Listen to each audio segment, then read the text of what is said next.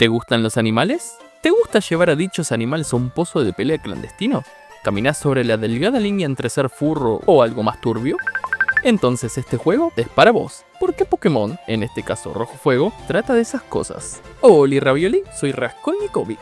Pokémon, la IP por excelencia, uno de los 4 jinetes del apocalipsis de Nintendo, franquicia amada por niños, adultos y adultos que aman a dichos niños, y enemiga jurada de organizaciones tan serias como PETA. Pokémon podría parecer un juego hecho para niños, pero te equivocás, esta mierda es más seria que el cáncer. Este chiste es nuevo y original. Hay muchos juegos de Pokémon para elegir, rejugar y empezar si sos nuevo en esto. Remakes de la saga principal, spin-off, 2 versiones de la misma mierda cada nuevo lanzamiento, Pokémon Pata y Muslo, Pokémon Pituflauta, etcétera, etcétera. Dicho lo que todo el mundo ya sabe, podemos continuar con el video, en el cual voy a estar reseñando de forma seria y analítica Pokémon Rojo Fuego, al igual que hago con todos los videos del canal. Estamos en Kanto y somos un niño en un pueblito olvidado por Dios llamado Pueblo Paleta, con el sueño de ser maestro Pokémon. Un paralelismo a casi cualquier pibe de familia humilde con sueños de ser jugador de fútbol o el capitán del Real Madrid. Como a otros chicos de nuestra edad, al cumplir 10 años nos toca empezar a trabajar en los campus de cultivo de bayas naranja en San Yoto, por lo que cuando salimos con lo que vestimos hacia la finca, el profesor Oak nos detiene y advierte que en las hierbas altas hay muchos Pokémon salvajes y peligrosos, y que los sigamos. Si nacimos ayer y no sabemos nada sobre este mundo, nos vamos a estar desayunando que existen criaturas llamadas Pokémon, que conviven con los humanos en una especie de simbiosis / esclavitud, pero mayormente se utilizan para luchar. En su laboratorio nos encontramos con nuestro rival que también fue convocado por el viejo. El profesor Oak nos anuncia que nos regalará uno de los 3 Pokémon que le quedó de cuando era joven, siendo los 3 clásicos iniciales: Bulbasaur, Squirtle y Charmander, en un sutil selector de dificultad dependiendo de cuál elijas. En mi caso voy a ir por Bulbasaur porque, les juro, es uno de mis favoritos. Primeramente me encanta romper las bolas con el life stealing y el control de masas, por eso van a ver más adelante a Venusaur con habilidades tempranas como somnífero y drenadoras. Segundo, me termina de convencer su resistencia al envenenamiento, ya que acá la mayoría de los bichos se envenenan y el juego se vuelve peor que el acto 3 del Diablo 2. Al tratar de irnos para iniciar la aventura, nuestro rival nos desafía un duelo con el inicial que estratégicamente eligió para counterearnos el nuestro. Estamos ante nuestra primera batalla Pokémon. Las manos sudan, la vista se agudiza, los nervios afloran. Oak trata de calmarnos y explicarnos brevemente cómo funcionan los combates, pero conocemos a nuestro rival. Él solo quiere vencernos, cueste lo que cueste. Pokémon es un ejemplo de pensamiento táctico en combates por turnos, porque hay Pokémon que son más rápidos y atacan primero, otros que son fuertes, otros que son más tanque, pero les mentí. Al menos en la aventura single player, agarras a tu Pokémon inicial, lo subís a nivel 420 y listo. Él solo puede vencer a todos los adversarios, ganar todas las medallas y pasarse el juego sin usar gruñido ni todas las técnicas LGTB que bajan stats. Simplemente placaje e intercalar con alguna poción o antídoto de ser necesario. Recordar la técnica: ACAB, atacar, curar, atacar, vencer. Un buen golpe crítico combinado con un ataque de tipo indicado hace mierda todo. Miren cómo se muere este Pokémon por el golpe y su entrenador por la onda expansiva. Derrotamos a nuestro contrincante y como no le queda ningún Pokémon para defenderse, le pedimos el bolso a la vida. Cada victoria nos dará dinero para comprar boludeces y experiencia para nuestro Pokémon, que será necesaria para subir de nivel y volverlo más fuerte. Nos abrimos paso a base de placajes hasta llegar a Ciudad Verde. Como seguramente nuestro Pokémon lo cagaron a palos en el camino, vamos al primer centro Pokémon que encontramos, donde nos damos cuenta que, al igual que la India con sus vacas, los Pokémon tienen atención médica gratuita y que los humanos se vayan a la mierda. Ahora que nuestro Pokémon está curado, de acá nos vamos directamente al primer mercado a curiosear y ver qué se puede comprar. Pero sorpresa, el vendedor nos pide si podemos llevarle su correo al profesor Oak. Como no nos quiere vender, así lo hacemos, volviendo sobre nuestros pasos al laboratorio. Ahí, el profesor nos da a nosotros y a nuestro rival una Pokédex, un pequeño aparato enciclopédico para registrar los Pokémon que veamos y capturemos y encomendándonos la misión de completarla, atrapándolos a todos, porque el viejo trata de vivir sus sueños a través nuestro. Esta pequeña misión nos desbloquea, por así decirlo, la tienda, donde además de boludeces como pociones y demás, podremos comprar las famosas Pokébolas o Pokéballs. Nos metemos directo en la hierba para atrapar a los primeros Pokémon que encontremos, y esta, a mi parecer, es la parte más emocionante de la mecánica de capturas, porque como no tenemos nada, anhelamos el todo. Así es como atrapamos a cualquier bicho que salga, sea un Pidgey o un Caterpie. A propósito, ¿saben cómo hace un Pokémon con una ametralladora? Ratata. Bueno, estaría bueno que al enfrentarnos a Pokémon salvajes podamos ayudar al nuestro a cagarse a palos, tirándole piedras al bicho enemigo, patearlo, pegarle un tiro, qué sé yo. Antes de sacarle los chinchulines al Pokémon salvaje a punta de placajes, lo tenemos que dejar con poca vida y arrojarle una Pokébola. Podrán pasar los años, pero verla moviéndose ahí, como que el bicho adentro suyo se resiste a ser encerrado, estar a la espera del éxito o fracaso, es una de las mejores sensaciones del mundo. No importa nada más en este momento. Con el éxtasis de poder que nos da tomar especies salvajes y privarlas de su libertad, nos abrimos paso a través del Bosque Verde, donde conocemos a los primeros entrenadores Pokémon en nuestra aventura. Sus carreras están muertas desde el inicio porque son todos cazabicho, y los Pokémon bichos son una mierda hasta un par de generaciones después, porque los Caterpies, Kakunas y demás cacas son sacos de boxeo para que nuestro Pokémon llegue a un nivel decente a Ciudad Plateada. Y a propósito, ¿saben lo que dice Caterpie cuando tiene frío? Mejor me tapo. Bueno, Ciudad Plateada. Acá la cosa se pone seria. Uno de los edificios que más nos llaman la atención es el gimnasio de Brook. Como ya nos estuvieran endulzando la oreja previamente, sabemos que acá es donde se cocina la cosa. En Pokémon, cuando uno entra a un gimnasio, derrota a los aprendices, desafía al líder a un combate y le gana, te quedas con el gimnasio. Mentira, era una prueba para saber si estabas atento y pasaste. Para acceder a la apreciada liga Pokémon, necesitamos no una ni dos, sino 8 medallas para obtener acceso a la liga, y la medalla roca es la primera de ellas. Tal parece que para ser líderes de gimnasio, con excepción de unos poquísimos, es necesario ser un poco border. Eso explica la afinidad que tienen con los Pokés de un solo tipo. Es decir, si cae un random especializado en un Pokémon de tipo agua, Brook no tiene nada que hacer. Esto hace que el sistema de líderes de gimnasio tenga una cierta armonía entre ellos, porque si a Brook lo agarra Misty, esta se lo garcha de parado, pero Erika se culea a Misty, Blaine a Erika, y así. Es una especie de 100 pies humanos de entrenadores Pokémon. Bueno, me refui de tema. La cosa es que cuando estemos listos, entramos y fajamos a Brook y... perdón, no puedo dejar el tema de los entrenadores. ¿Alguien me puede decir por qué carajos Brook es líder de gimnasio? ¿O para qué mierda sirven los líderes de paso? Como vimos, los Pokémon de Brook los podemos vencer echándoles un meo encima, porque son todos roca, tierra, lo que concha sea. A Misty no le podemos decir mucho, porque bueno, está ocupada estando muy buena, pero Erika tiene un quilombo con la mafia en su ciudad y no hace un carajo. El teniente Sarge tiene estrés postraumático a juzgar por lo que dicen los NPC dentro del gimnasio. En Azafrán, el equipo Rocket tomó una empresa que seguro le daba laburo a toda la población, moviendo la economía local, pero entiendo por qué Sabrina no hizo nada. Seguramente ella y sus discípulos quedaron atrapados en el puto laberinto que es su gimnasio de mierda y no pudieron salir. Koga en Ciudad Fucsia tiene los Hell Angels aterrando a la población afuera y tampoco hace nada. Blaine tiene un gimnasio de fuego rodeado por agua. Cualquier entrenador que venga de Isla Canela se captura 6 Poké de agua en el camino y lo hace mierda o se pone una pescadería, qué sé yo, sigamos. Después de obtener nuestra primera medalla del entrenador de roca, está claro cuál es el próximo objetivo. El siguiente gimnasio en Ciudad Celeste. Compramos un Magikarp por 500 Poképesos y acá empieza la pesadilla de fiebre que el juego tiene preparado para nosotros. El Monte Luna. Más allá de los entrenadores que están al pedo y parados para retarnos a combates, al llegar a la entrada de la dungeon podemos ver al lado un centro Pokémon, cosa que vaticina el sufrimiento que vamos a tener que pasar. Zubats. Zubats por todos lados, Zubats hasta en la sopa. Pero ¿saben qué? Me voy contento de acá porque más adelante en la aventura me metí de nuevo al Monte Luna y me apareció un Zubat Shiny, aunque a juzgar por el color de su piel parece que tiene una enfermedad. Y a propósito, ¿saben lo que dice un Pokémon colectivero? ¡Arriba Zubat! En fin, en este mismo lugar nos encontramos por primera vez el mencionado equipo Rocket, los cuales no tienen el carisma ni el cariño que supieron ganarse Jesse y James en la serie. Por otro lado, también nos vemos las caras con un random que encontró 2 fósiles, pero como yo quiero atraparlos a todos, lo desafiamos a un combate para quitarles sus pertenencias, aunque terminamos accediendo con Bartirk, por lo que debemos elegir uno de los 2 fósiles, el Helix o el Domo. Más adelante en la historia, uno de ellos, el que elijamos, puede ser traído a la vida mientras que el otro se pierde para siempre. Me gusta Manite, pero mi favorito es Kabuto, así que elijo el fósil Helix. Algo que nos pasará más o menos en este punto de la historia es que si como de costumbre nuestro inicial es aquel que lucha la mayoría de las batallas, llegará a nivel 16, donde cualquiera de los 3 iniciales podrá evolucionar, dándonos este épico momento en la vida de todo infante de 35 años.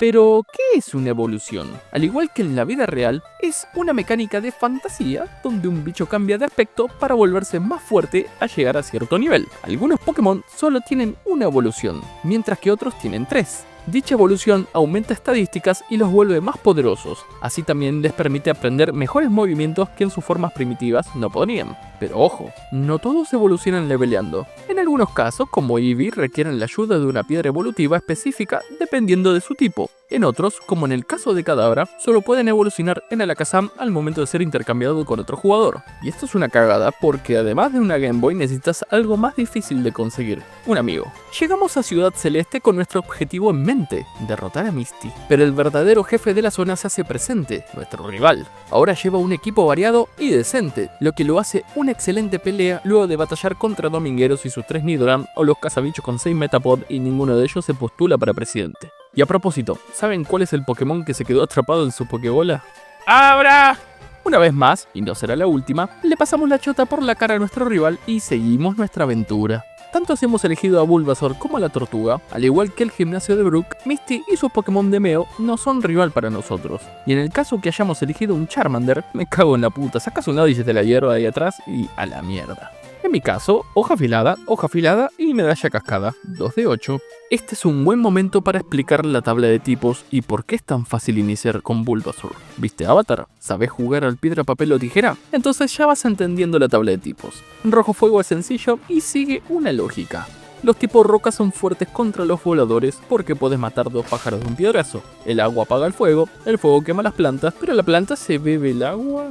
Los tipos tierra son fuertes contra los eléctricos porque hacen tierra, y si alguna vez te bañaste con un calefón eléctrico, sabrás por qué este tipo es fuerte contra los de agua. Y si pensás que no tiene lógica que un tipo lucha sea débil contra un tipo volador, es porque nunca te atacó un Tero. Como dato curioso, mi debilidad también es el fuego, porque si me prende fuego, me muero. Bueno, entre tanto, tenemos que ir a la casa de Bill, el Pokefílico. Bill es un tipo que casi nunca sale de su casa porque, lógicamente, se tiene que agarrar a poketrompadas cada vez que quiere cruzar el puente Pepita. Nos abrimos paso, ganamos una pepita de oro, y el equipo Amway nos trata de reclutar. Lo sacamos cagando y finalmente encontramos la casita del Pokemaníaco. Al entrar en la morada de Bill, el tipo se encuentra en una situación tipo la mosca. Así que lo ayudamos a separar sus células del otro Pokémon y nos cuenta que él, la supuesta persona que más ama a los Pokémon, creó el panóptico, que son las cajas donde dejamos aprisionados a todas las criaturas que privemos de su libertad. Para que no le contemos a nadie de la clase de perversiones que estaba haciendo, nos soborna con un viaje de 4 días y 3 noches en el crucero. Ahora podemos ir a Ciudad Carmín atravesando la casa robada. Yo también les robaría y haría un boquete en la puta pared si construyeran una casa en el medio del camino. Pero bueno, en la ciudad costera tenemos 2 cosas por hacer. Primeramente ir al barco y fajar a todas las personas que están supuestamente de vacaciones, glaciarle la rosca otra vez a nuestro rival y darle un masaje prostático al capitán para que nos enseñe el movimiento de corte. Las MO son movimientos necesarios para poder acceder a ciertas zonas que te permitan avanzar en el juego, ya sea cortando arbolitos, iluminando cavernas oscuras o haciendo surf sobre el lomo de un bicho de agua. Por suerte, esta mecánica ya fue relegada al olvido en los nuevos juegos de Pokémon. La mala suerte es que son en los nuevos juegos de Pokémon. Este tema de las MO te obligan a ir con lo que se conoce con un esclavo MO, es decir, un Pokémon en el equipo que sepa la mayoría de los movimientos para poder seguir avanzando sin tener que intercambiar en un centro Pokémon a cada rato. En mi caso actual es Paras, pero luego lo cambió por el obvio Nidoking. La segunda cosa por hacer acá es retar al líder del gimnasio eléctrico, el Teniente Surge. Voy a ser sincero, yo cuando vine para acá por primera vez me reolvidé de que este tipo existía y bueno, tras adquirir corte me fui a la mierda. Tuve que volver más tarde en mi aventura para reclamar su medalla, pero fijamos demencia. Surge dice que los Pokémon tipo eléctrico le salvaron la vida en combate paralizando a sus oponentes, lo que significa que en este mundo estas criaturas van a la guerra, y podemos asumir que en la última generación la forma de Rotom es clave. Gracias a nuestro nuevo movimiento de corte, podemos dirigirnos hacia el siguiente gimnasio, aunque de camino tendremos que atravesar el túnel roca, por lo que más vale llevar la MO Destello. En el camino nos encontramos con un pueblito, y es acá donde escuchamos la mítica canción del mal.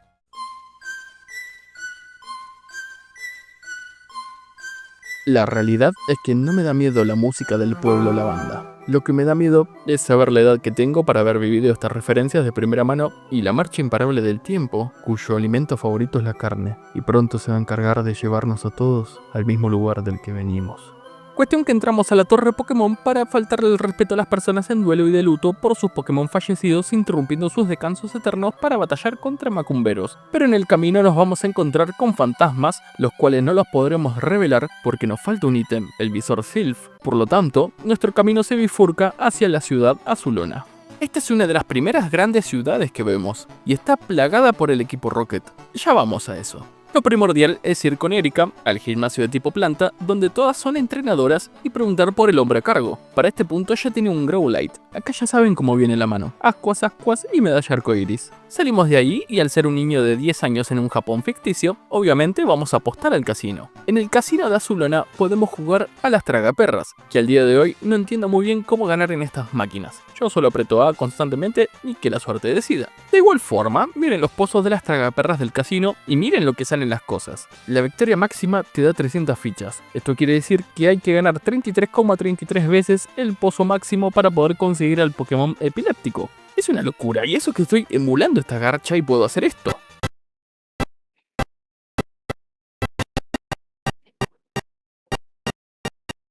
Así que ni a palos, que se metan en la ludopatía por el orto. Yo tengo una sola adicción y son las tetas. Jaja, sí, ¿te parece gracioso? A ver si te parece gracioso que Pokémon es una pieza clave en el desarrollo y establecimiento del capitalismo salvaje impulsado por la CIA. Salido en el 96, 4 años después de la caída de la Unión Soviética, Estados Unidos intentó con éxito que su modelo político y económico sea regidor en todo el mundo y evitar una futura ideología competidora u otra crisis de misiles, colocándose a ellos mismos a la cabeza del mundo. Para eso se necesitó minar las mentes de las futuras generaciones, no solo con miedo, sino alentando a la voracidad capitalista desde pequeños. Las frases "atrápalos a todos", "ser el mejor, mejor que nadie más", no son simples eslogans, son filosofías de vida que incentivan a la competencia entre los iguales, dejando la cooperación de lado, e incluso satanizándola, porque ayudarse mutuamente es de débil. Todo tiene que ser tuyo, tenés que ser el mejor, mejor que nadie más, pisar las cabezas necesarias, serruchar todos los pisos, no busques la paz en la dorada medianía, destruir tu cuerpo en vida para que cuando seas viejo puedas descansar bien en tu silla de ruedas. La constante presión a la que el jugador es sometido en la Azulona para que apueste y apueste, a pesar de haber varios NPC que literal dicen haberlo perdido todo en el juego. Esa fue la semilla que no hace mucho germinó y hoy está dando sus frutos con las casas de apuestas que plaguen en internet y tienen redomado a los pendejos volviendo a los ludópatas antes que aprendan a hacerse la paja. Por cierto, este video está patrocinado por BetVictor. Apostá todo, gordo hijo de puta. ¿En qué estaba? Ah, sí. En dicho casino, como no podía ser de otra forma, está la guarida del equipo Rocket. Al vencer a un soldado y tocar un botón detrás de un póster, nos podremos adentrar, derrotar a todos los inútiles y pelear un mano a mano contra el jefe de la organización, el señor Giovanni Papini, que para tener una organización que trafica Pokémon tiene los peores. Pero eso me hace pensar que él no trafica con Pokémon, sino con los Pokémon. Es decir, que les mete droga adentro y los pasa por la frontera, no sé. Nos quedamos con el visor Sylph y ya podemos ir directo a Pueblo Lavanda. Otra vez en el lugar que le dio de comer a tantos youtubers, entramos a la torre Pokémon. La diferencia ahora es que con el visor Sylph, el fantasma que no nos dejaba pasar, se revela ante nosotros. Terminamos lo que empezó el equipo Rocket y matamos al espíritu de Marowak. Ya viniendo hacia acá también debilité a varios Cubone, así que la familia está reunida en el cielo Pokémon. Lo hiciste bien, Vic, lo hiciste bien. Hay un viejo acosado por el equipo Rocket, lo rescatamos y nos deja tocarle la Pokéflauta. Seguramente te estarás preguntando, Vic, no sé. Claro que sí, amiguito. La Pokéflauta es un ítem necesario para poder despertar a los Snorlax que están dormidos en dos rutas, bloqueando el paso hacia las otras ciudades. Ciudad Azafrán es posiblemente la ciudad más grande del juego. En ella tendremos varios puntos de interés, como el gimnasio de Sabrina la psíquica adolescente, el dojo de los Pete que fueron renomados por el nuevo gimnasio, y la Torre Sylph Sociedad Anónima, la empresa más grande de Kanto que desarrollan teletransportadores. Y a la primera pelotuda que se lo vendieron fue a Sabrina, porque tanto la torre como su gimnasio tienen estas mierdas que te van a exprimir tiempo de juego. ¡Qué detalle! La Torre Sylph fue tomada por el equipo Rocket. Lo fajamos a todos, fajamos otra vez a Giovanni y nos recompensan con una Masturbal, una Pokébola que tiene un ratio de captura del 100% y es única en el juego. Con la medalla Pantano, nuestra aventura continúa por la ruta 15 hasta llegar a Ciudad Fucsia, donde nos espera el fan de Naruto número 1, Koga, a quien le arrancamos la medalla alma de sus frías manos. También hay un safari Pokémon como en la vida real en África, un lugar donde podemos tirarle piedras a los Pokémon salvajes y capturarlos por nada más que 500 Poképesitos. Psyduck se une a la party. Y a propósito, ¿saben cuál es el Pokémon que puede transformarse en todos los Pokémon? Ditto. Bueno, si hemos aprendido surf previamente, seguiremos nuestro camino ahora por el agua. Acá nos vamos a encontrar con el Zubat del mar, Tentacool, una y otra vez. El sendero se corta al llegar a las Islas Bruma, donde si exploramos un poco tendremos el deleite de ver en vivo y en directo un Pokémon legendario, Articuno. Como no quiero gastar mi Master Ball con este, e hice como 1000 intentos para capturarlo con Ultra Ball sin éxito, y al no poder poseerlo, lo destruyo. Aniquilo a una criatura bella, le quito la vida, escucho su último aliento abandonar su cuerpo helado. siendo yo su asesino, el único que lo observa inmutable en sus últimos momentos, privando al mundo de la maravilla que es su simple existencia y majestuosidad en mi afán por ser el mejor. Si yo no lo tengo, entonces nadie lo tendrá. Llegamos a la Isla Canela y ¡sorpresa! El gimnasio de Blaine está cerrado con llave. Con explorar un poquito, damos con una mansión abandonada y ahí nos podríamos enterar una curiosa historia sobre un Pokémon nuevo descubierto en Sudamérica, quien dio a luz a otra misteriosa criatura increíblemente poderosa. Pero como soy jugador de Pokémon, yo no leo, así que salteo todo y encuentro la llave del gimnasio. Me convierto en un héroe, ya que ahí dentro había mucha gente encerrada sin poder salir porque, bueno, se ve que perdieron la llave en aquella mansión. Nos abrimos paso a hidropulsos hasta encontrar a Blaine, cuyo combate es tan decepcionante como la vida misma. Pero hey, al menos ya nos falta la última medalla, y esa está en aquel misterioso gimnasio de Ciudad Verde. Antes de irnos, hora de revivir por fin a nuestro fósil. En el laboratorio de Isla Canela hay un científico con su máquina. Le damos el fósil, esperamos un rato y... ¡este es el fósil Helix! ¡Ah, yo quería el Kabuto! Abandonamos la Isla Canela hacia nuestra nueva búsqueda. La ruta acuática nos hace volver a Pueblo Paleta, el lugar donde partimos hace tanto tiempo como un niño y volvemos como un niño. Pero no importa porque ahora el gimnasio de tipo tierra está abierto al público. Al entrar y derrotar a los entrenadores, nos encontramos con que el líder es nada más y nada menos que Giovanni y su Pokémon de mierda. Lo derrotamos una vez más y el tipo tiene una crisis existencial tan grande que va a cambiar de rubro para ponerse a estudiar a los Pokémon. Ser vencido tantas veces por un guachín le revolvió el cerebro. Ahora estamos en la antesala del final. 8 medallas, 8 pruebas completadas, tantas victorias en el camino, aprendizajes y demás se condensan en este punto específico, en la hora de la verdad, la Liga Pokémon. Con la petulancia patrocinada por la dificultad fácil del juego, nos dirigimos a la meseta Añil con la pija al aire, a spamear ataques al alto mando para reclamar nuestro puesto como maestro Pokémon. Pero de pronto ocurre algo que nos hace poner los pies sobre la tierra. Nuestro rival aparece, nos desafía a una batalla, y en ese mismo instante podemos notar que hay algo diferente en el juego. Su equipo es demasiado fuerte. Cuesta vencerlo, pero lo logramos. No obstante, perdemos algo en ese enfrentamiento, la confianza total. Uno va por la aventura cagándose a palos, todo es risa y diversión, ganando medallas, capturando Pokémon y derrotando al equipo Rocket, pero una vez atravesada esta puerta, la cosa cambia. No sé por qué, quizás sea la música única de este lugar, quizá la soledad de quien camina hacia la prueba definitiva mientras te van pidiendo las medallas, recordándote lo que tuviste que pasar para llegar acá, o el ambiente solemne que el primer camino de la Liga Pokémon en Meseta Añil desprende. Pero ya con los primeros combates en la calle Victoria se nota que esto no es joda. Los otros entrenadores son fuertes, tienen muchos Pokémon piola y de alto nivel, y a diferencia del resto del mundo ahí afuera, son variados. Son entrenadores hechos y derechos, con estrategias e insumos para usar en combate como hiperpociones y demás. Acá sentí el rigor, me sentí no preparado para lo que se venía, y eso me hizo recular. Volví unos pasos atrás, a prepararme, esto es cosa seria. Enseñé unos cuantos movimientos a mis Pokémon, compré una piedra de fuego para evolucionar mi Growlithe a Arcanine, los pichicatí con hierro, zinc y demás drogas cuales caballos de carrera, y compré pociones, revivir y más fafafa. Ahora estoy listo para el primer día del resto de mi vida como entrenador Pokémon.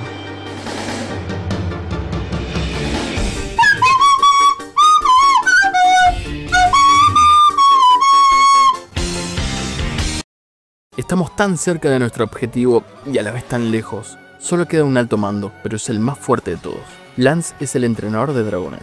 Podríamos llamarlo Dragonlance. Bueno, este tipo sabe jugar Pokémon porque lo único que hace es spamear ataque intercalado de una curación. Pero finalmente es vencido, porque yo soy el protagonista de esta historia y el mundo es el personaje que me acompaña. ¿Ya somos campeones? Todavía no. Hubo alguien que ganó todo antes y ahora debemos enfrentarlo, el actual campeón, nuestro rival de toda la vida. Quizá el combate más difícil que me tocó. Hay que ser magnánimos en la victoria y decir que el tipo peleó bien. Pero ya en la última parte hasta tuve el descaro de pasarle la chota por la cara y humillarlo sacándole mi inicial Venusaur a su Charizard. Más por necesidad que por otra cosa. El tipo se pegó un tiro en el pie porque cuando mi esclavo Emeon y Doking dio la cara para bancarse los trapos mientras el resto era curado, Charizard lo debilitó y con su habilidad lo cagó envenenando. Esto fue clave para darme la victoria. El profesor Oak aparece y nos felicita, al mismo tiempo que caga a pedos a su nieto, dándole de comer a un montón de gente con las teorías de que Oak en realidad odiaba a Blue, Verde, Silvio, Vagina o como mierda lo haya llamado en tu partida. El fin, ¿o no? Sí, el fin. El juego tiene un postgame, pero ya me requemé de hacer este video, así que digamos que nuestra aventura continuará. A este punto, ¿recomiendo jugar Pokémon Rojo Fuego en estos turbulentos tiempos presentes? La respuesta es clara, no. Con todo el cariño y respeto que le tengo a este juego, específicamente del árbol de los RPG de Pokémon, no recomiendo jugarlo ya que entregas futuras, incluyendo la misma de Game Boy Advance, puede dar un poco más de diversión y contenido. Incluso diría que juegues el modo historia en PokéMMO, cosa que recomiendo bastante porque es demasiado bueno, y si de paso querés jugar online y con nuevas mecánicas, Pokémon y demás cosas de generaciones futuras, mucho mejor. Obviamente no estoy diciendo que Rojo Fuego sea malo, no lo es, pero quedó corto ante los sucesores. 151 Pokémon parecen mucho, pero Kanto es grande y hay que distribuir bien, lo que significa que nos vamos a topar con los mismos Pokémon salvajes una y otra vez. Los entrenadores rivales, incluyendo los líderes de gimnasio, sufren del underlevel que los dejamos con solo farmear un poco, y aunque esto no es problema solo de esta entrega, acá se nota mucho más. Y los tipos de rivales que tenemos, los montañeros, cazabichos, domingueros, etcétera, etcétera, te van a pudrir. Te vas a cansar de ver las mismas caras una y otra vez con el mismo equipo Pokémon. Y no me van a empezar a hablar de las mecánicas que, por obvios motivos de mejoras técnicas y experiencias en el desarrollo, no están acá. Pero bueno, el juego es muy bueno, si querés jugarlo bajo tu propio riesgo, y al César lo que es del César. Es increíble cómo esta cagadita de plástico y metal puede contener en su interior un mundo tan inmenso. ¿Dentro de qué cosa tan pequeña podría estar contenido todo nuestro universo, nuestra historia? Las personas que queremos, los lugares que apreciamos, quienes fuimos y seremos alguna vez. Pokémon nos enseña que la vida es una aventura, pero para que dicha aventura exista, debemos respetar a la naturaleza, capturar a todos los animales que podamos y hacerlos pelear entre ellos hasta morir. La ambientación, el mundo, el aprecio que los NPC sienten por sus Pokémon, como si fueran sus mascotas porque en realidad lo son. Todo eso es una trampa a los sentimientos que cuando se cierra y te engancha, uno ya no quiere salir. Es un mundo mágico y creíble porque el propio mundo se crea a sí mismo para empezar, y esa ambientación es lo que hace trascender un juego con gráfico de 16 bits. Y a propósito, ¿saben cuál es el Pokémon que pica y pica pero no se rasca? Tu mamá. Le doy a Pokémon Rojo un puntaje de 134, que es el número en la Pokédex de Vaporeon, el Pokémon más compatible para reproducirse con humanos. Nos vemos la semana que viene y yo me piro vampiro. ¿Quién es ese Pokémon? Otro video del canal.